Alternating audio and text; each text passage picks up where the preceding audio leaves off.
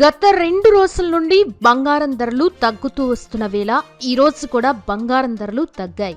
దాంతో ఈ శుక్రవారం 10 గ్రాముల 24 క్యారెట్ల బంగారం ధర 1,25,070 రూపాయలుండగా 22 క్యారెట్ల బంగారం ధర 1,14,640 రూపాయలుగా ఉంది. ఇక ప్రధాన నగరాల్లోని ధరల విషయానికి వస్తే ఢిల్లీలో 24 క్యారెట్ల బంగారం 1,26,020 రూపాయలుండగా 22 క్యారెట్ల 10 గ్రాముల బంగారం 1,14,790 రూపాయలు ఉంది. ముంబై, బెంగళూరు, కోల్కతా, హైదరాబాద్, విజయవాడ, విశాఖలో 24 క్యారెట్ల బంగారం సుమారు 1,25,070 రూపాయలుగా ఉంది. 22 క్యారెట్ల బంగారం 1,14,640 రూపాయల వరకు ఉన్నాయి. ఇక వెండి ధర హైదరాబాద్, చెన్నై, కేరళలో కిలో 1,73,900 రూపాయలుండగా ఢిల్లీలో 1,58,900 రూపాయలుగా ఉంది. హైదరాబాద్ హెచ్ఎండిఏ కోకాపేట్లోని నియోపోలిస్ లేఅవుట్లో 3వ దశ భూముల విక్రయానికి సన్నాహాలు ప్రారంభించింది. అయితే గత దశలో 64 ఎకరాలు 2,000 కోట్లకి 45.33 ఎకరాలు 3,300 కోట్ల రూపాయలకు విక్రయించగా ఈసారి 25 ఎకరాలకి పైగా భూములను విక్రయించి 3,000 కోట్ల రూపాయల వరకు రాబట్టాలని ప్రభుత్వం అంచనా వేస్తోంది. ఇంటర్నేషనల్ కంపెనీలు, డెవలపర్లు భారీ ఆస్తికి చూపుతున్న ఈ నియోపోలిస్ లో ఒక్కో ఫ్లాట్ 3.6 to 9.71 ఎకరాల పరిణామంలో అందుబాటులో ఉండనుంది. మెగా కుటుంబంలో ఆనందం రెట్టింపైంది. ఈ దీపావళి మా ఇంటికి డబుల్ ఆనందం తీసుకొచ్చిందంటూ ఉపాసన ఇన్స్టాలో పోస్ట్ పెట్టగా రామ్ చరణ్, ఉపాసన దంపతులు త్వరలోనే కవలలకి జన్మనివ్వబోతున్నారని ఇండస్ట్రీ వర్గాలు చెబుతున్నాయి. అందులో భాగంగానే చిరంజీవి నివాసంలో ఉపాసన శ్రీమంతం, దీపావళి వేడుకలని కుటుంబ సభ్యులు, సెలబ్రిటీస్ మధ్య గ్రాండ్ గా జరుపుకున్నారు. 2012లో వివాహం చేసుకున్న రామ్ చరణ్, ఉపాసన జంటకి 2023లో క్లీన్ కారా పుట్టగా ఇప్పుడు కవలల రాక కోసం మెగా కుటుంబంతో పాటు మెగా అభిమానులు కూడా ఎదురు చూస్తున్నారు. కర్నూలు జిల్లాలోని చిన్న టేకూరు సమీపంలో హైదరాబాద్ నుంచి బెంగళూరు వెళ్తున్న వేమూరి కావేరీ ట్రావెల్స్ బస్సులో మంటలు చెలరేగి ఘోర ప్రమాదం జరిగింది. బస్సుని బైక్ ఢీకొట్టడంతో డీజిల్ ట్యాంక్ పేలి బస్సు మంటల్లో చిక్కుకుంది. ఈ ఘటనలో బస్సు పూర్తిగా కాలిపోగా దాదాపు 20 మందికి పైగా మృతి చెందారు. అలాగే 12 మంది గాయపడ్డారు. ఇక గాయపడిన వారిని కర్నూలు సర్వజన ఆసుపత్రికి తరలించగా బస్సు డ్రైవర్లు ఇద్దరూ ప్రస్తుతం పరారీలో ఉన్నారు. హైదరాబాద్ లో బయటపడ్డ మరో సెక్స్ రాకెట్. బంజారాహిల్స్ లో ఉన్న ఆరిన్ హోటల్లో అమ్మాయిల్ని రప్పించి వ్యభిచారం చేస్తున్నట్లు సమాచారం రావడంతో పోలీసులు ఆ హోటల్పై దాడి చేసి 3 మహిళా సెక్స్ వర్కర్లని, వాళ్లతో ఉన్న 4 వ్యక్తుల్ని అదుపులోకి తీసుకున్నారు.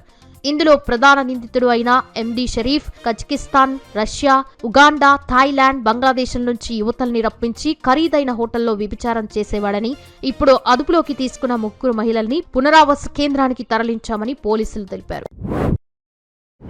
ఒడిశాలోని పూరి రైల్వే స్టేషన్లో 15 ఏళ్ల minor Vishwajit Sahu YouTuber reels కోసం రైలు పట్టాల దగ్గర నిలబడి వీడియో తీసేందుకు ప్రయత్నిస్తున్నప్పుడు రైలు ఢీకొని మృతి చెందాడు.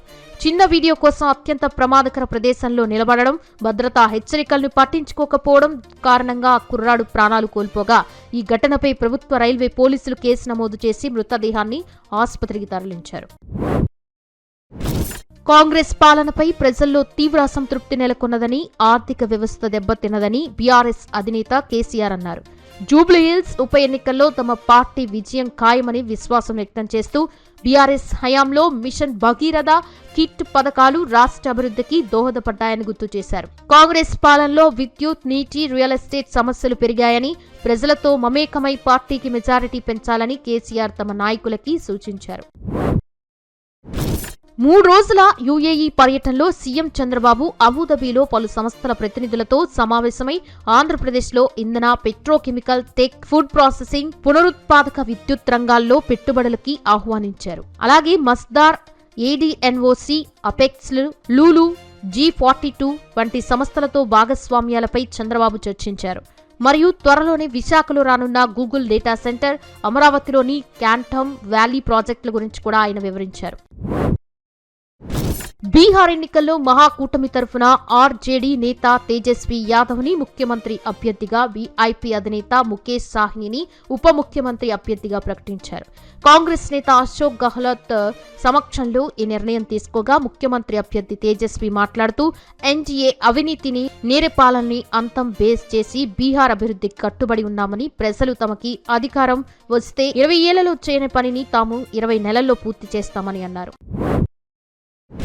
పాకిస్తాన్లో సీనియర్ పోలీస్ ఆదిల్ అక్బర్ ఆత్మహత్య చేసుకున్న ఘటన ఇప్పుడు పాకిస్తాన్లో సంచలనం సృష్టించింది.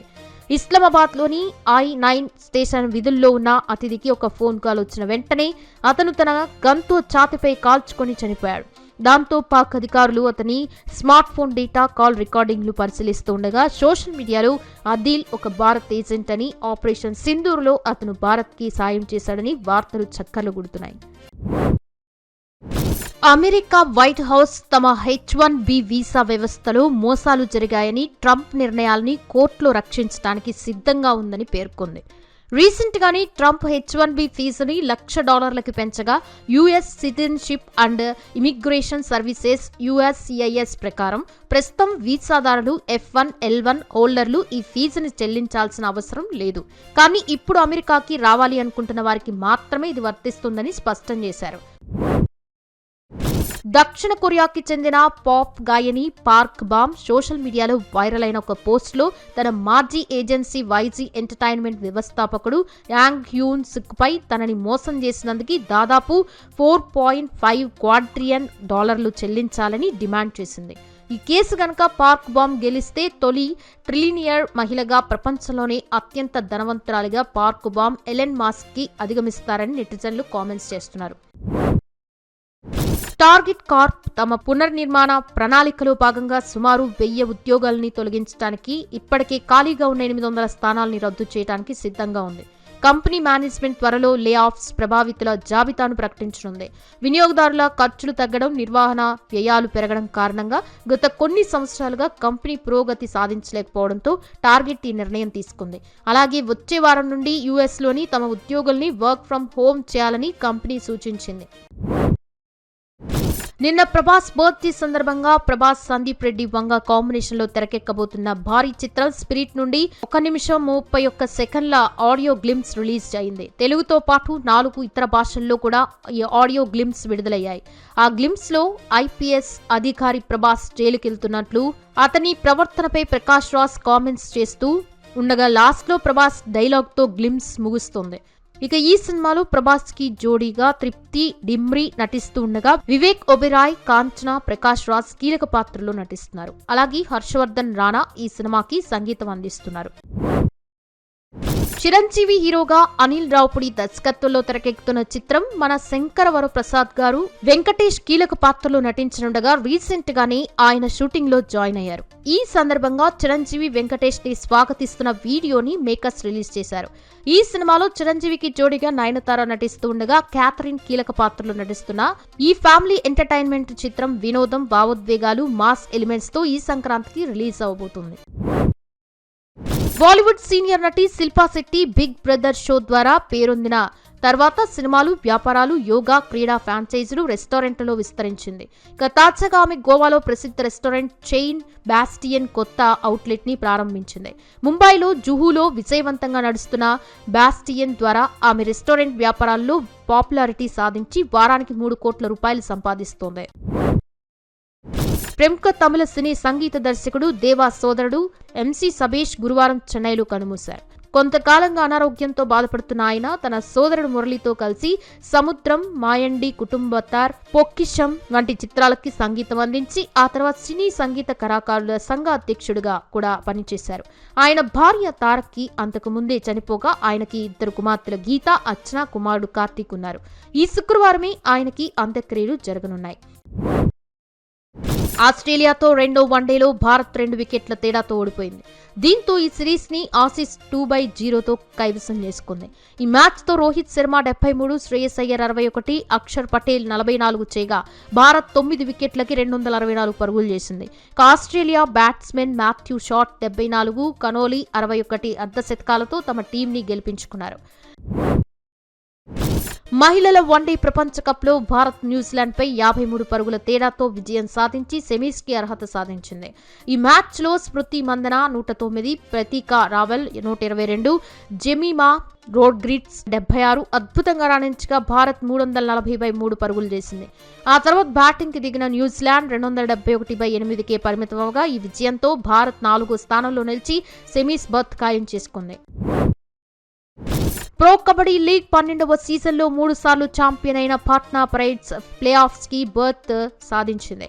ఈ లీగ్ లో పాట్నా పైరేట్స్ 18 మ్యాచ్ల్లో 8 విజయాలు 10 పరాజయాలతో 16 పాయింట్లతో చివరి లీగ్ మ్యాచ్ లో జైపూర్ పింక్ ప్యాంథర్స్ ని 33/18తో ఓడి ప్లే ఆఫ్స్ కి అర్హత సాధించింది. కెప్టెన్ అయాన్ 11 పాయింట్లతో సత్తా చాటాడు.